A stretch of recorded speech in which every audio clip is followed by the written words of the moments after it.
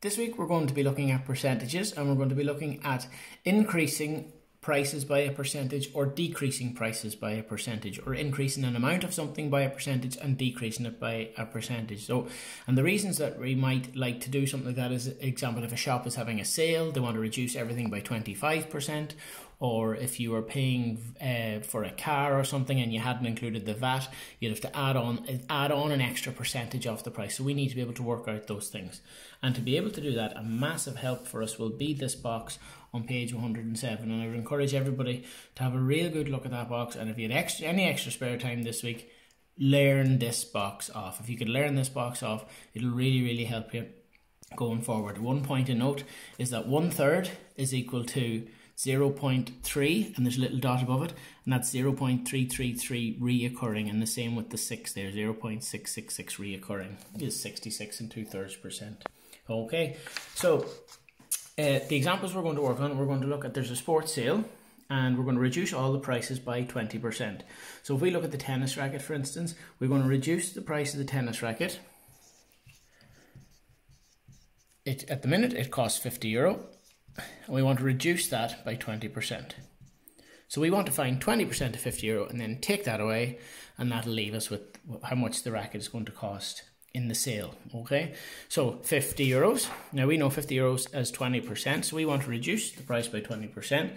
So we go to our percentages, we're looking for 20, we find it. So 20% is equal to 0.2 or is equal to 1/5. So what I'm going to do is I'm going to find 1/5 of 50, and I'm going to take that away. How do we find 1/5 of 50? 1/5 of €50 equals, well, that's 1/5 of 50, it's 50. How do we find a fifth of a number? We divide it by 5. So 5 into 50 goes 10 times. So that means 1/5 or 20% of 50 is €10. So we're going to take that away from the original price, and the reduced price will be €40. And we can do the same thing then if we're looking to increase. I mean, if we wanted to increase the price of the racket by 20%, all we would do, we'd still find 20%, but if we're going to increase, then obviously we would add on the €50 to increase the price. Okay, so you're going to have some examples to do like that in your book, and I just want to show you there are 2 ways that we can do this. Okay, and depending on the numbers you're dealing with, you'll decide which method you wish to use. Another way we could have done if we look at the sports bag, just for example, the sports bag costs €40. Okay, so €40, we're going to increase or reduce that price by 20%. So we want to take away 20% of the price.